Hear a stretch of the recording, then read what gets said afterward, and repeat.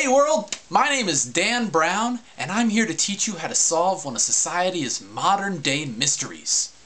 Erno Rubik's Magic Puzzle Cube is something that has frustrated millions of people since its release in 1980. But never fear, I'm here to put an end to all that because I'm gonna teach you how to solve it.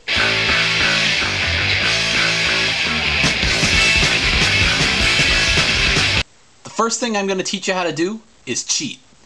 If you want to solve the Rubik's Cube without memorizing everything, twist the top layer 45 degrees, put your finger in here, or something else if it's an older cube, pry out that piece, and then you can take out all the pieces and rearrange it so that it's solved. While the cheating is easy, it's not nearly as impressive as actually solving it in front of people. So I'm going to teach you how to solve it, but before I can teach you how to solve it, I have to teach you the move notation because you're not going to understand anything if you don't understand the notation. This side, the side that faces you, is the front side. This side is the right side, it's on the right. This side is the left side. This top side is the up side. And this bottom side is the down side. Simple. If I was to say front, it means you twist the front side clockwise. Clockwise as though you were facing the front side, because you are. If I was to say left, twist the left side clockwise as though you're facing it. Left inverted is the same thing but backwards, counterclockwise. Left inverted looks like that. Front inverted looks like this. Up looks like this. Up inverted looks like this. Right looks like that, etc., etc. You get the point. Now that you know the move notation, you're ready to begin learning how to solve it. Now, in learning how to solve it, you have to learn what are called algorithms. While it sounds fancy and complicated and nerdy, it's really not all that fancy. An algorithm is any sequence that, when repeated enough times, the cube returns to its original position. Here is a real basic and a very important algorithm that you need to know.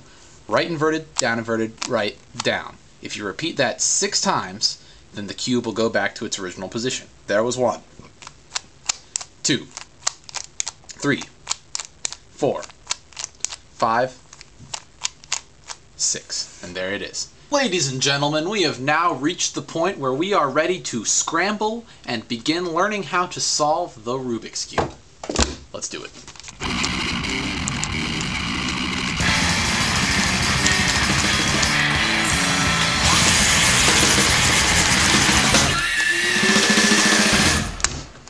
Scrambled and ready to begin solving.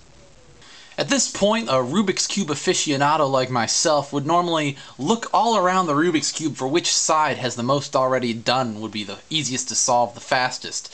But for you, the beginner, we're going to have you start with the green side on your first couple of solves just for the sake of consistency. It'll make things easier, just trust me. If you want to figure out which side of the cube should be what color, it's easy. Just look at the center piece.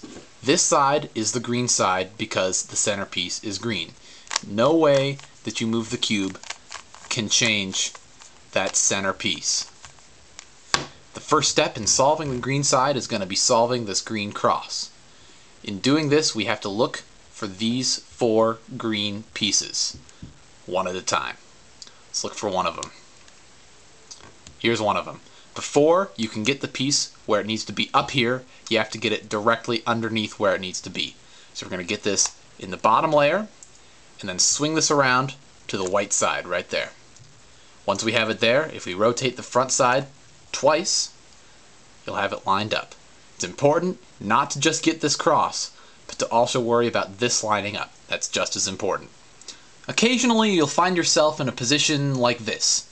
You find this green piece right here, green and red line up, you get it underneath where it needs to go, right here, you flip it up, and whoa, it's flipped the wrong way. In the right place, green, red, but flipped the wrong way. How can you fix it without screwing this up? Well, this is where your first algorithm comes in. This algorithm goes like this. Front inverted, up, left inverted, up inverted. It's a real short, real simple algorithm, but it gets the job done. Once you've solved this top green cross, you're ready to start filling in these 4 green corners.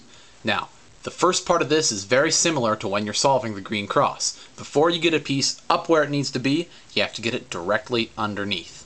Now we're going to look down here for a green corner piece. Here's one. It is the green, orange, and white corner piece. We have to get it directly underneath this green, orange, and white corner right here. Here it is. There it is.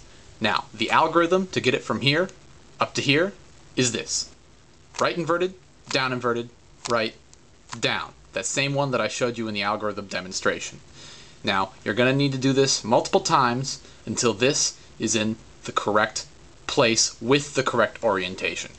So repeat it. Right inverted, right, down. Right inverted, right, down. Right inverted, right, down. Right inverted, right, down. And there it is. Depending on the orientation of this cubelet when it's directly underneath where it needs to be up here, you're going to have to do the right inverted, right, down algorithm a different number of times.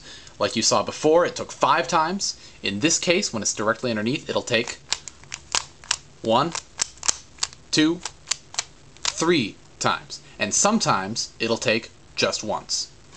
Once you've gotten all the corner pieces up here, congratulations, you've solved the first side of the cube. But if you've done it correctly, not only have you solved the first side of the cube, you've also solved the entire first layer.